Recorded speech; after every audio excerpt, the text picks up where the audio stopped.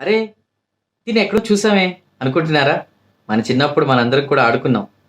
అనెఫ్లోడెస్మస్ లేదా మిల్లీపీడ్. అరెరే! ఏంటి కొత్త పేర్లు మళ్ళీ అనుకుంటున్నారా? దీన్ని చాలా ప్రాంతాల్లో వివిధ రకాలుగా పిలుస్తారు. ముఖ్యంగా విజయవాడ, వైజాగ్ సైడ్ వాళ్ళైతే దీన్ని గాజుల పురుగు, గాజులమ్మ అంటారు. కడపలో అయితే దీన్ని ముఖ్యంగా రోకల బండ అని పిలుస్తారు. కొన్ని చోట్ల ఉప్పు తాత అని పిలుస్తారు. ఎన్ని పేర్లతో పిలిచినా ఇప్పుడు ఈ గాజుల పురుగు మ్యాటర్ ఏంటి భయ్యా అంటే, ఈ గాజుల పురుగు ప్రకృతికి చేసే మేలు గురించి మీకు చెప్తున్నాను. చిన్నప్పుడు మనం పుల్లలతో దాన్ని కదుపుతూ, అది చుట్టుకుపోతూ భలే ఆశ్చర్యంగా, గమ్మత్తుగా అనిపించేది కదా!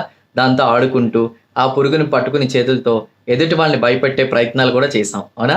సో, 90స్ జనరేషన్ వాళ్ళకైతే ఇది బాగా టచ్ అవుతుంది, కనెక్ట్ అవుతుంది. ఈ పురుగుతున్నటువంటి అనుబంధం అలాంటిది. ఎక్కువగా పిల్లలు బయట ఆడుకున్నప్పుడు, వర్షం పడినప్పుడు జనరల్‌గా చుట్టుపక్కల ప్రాంతాలు ఇప్పుడు ఇవి రేర్‌గా కనిపించట్లేదు గానీ, పల్లెటూర్లో అక్కడ మళ్ళీ మనం చూడొచ్చు. సో, చాలామంది దీంతో ఆడుకున్నటువంటి అనుబంధాలైతే ఆ మెమోరీస్‌ని గుర్తు చేసుకుంటారు. ఏది ఏమైనా ఇది ప్రకృతికి చేసేటువంటి మేలేంటో తెలుసా? చిన్న చిన్న మొక్కల్ని లేదా ఆకుల్ని ఇది తినేసి, అదేవిధంగా వాటిని కుళ్ళబెట్టేసి కూడా కొంతవరకు ఎరువుగా మారుస్తదంట. అంటే నేలని శుభ్రంగా ఉంచి పర్యావరణానికి ఎంతో బాగా ఉపయోగపడుతుందంట. దీంతో ఇంత ఉపయోగం ఉంది. మనం ప్రకృతిలో చాలా వాటిల్ని మనకు తెలియవు. ఆశ్చర్యానికి గురిచేస్తే తెలుసుకున్నాక తీసి పడేస్తాం. దానివల్ల ఏంటి ఉపయోగం అన్నట్టుగా కూడా.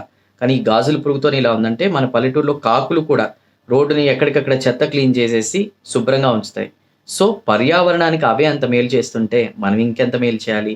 సో, చెట్లని పెంచుదాం, పర్యావరణాన్ని నీట్‌గా ఉంచుదాం, మన భూమిని మనం కాపాడుకుందాం. మన నెక్స్ట్ జనరేషన్స్ కోసం. ఏమంటారు?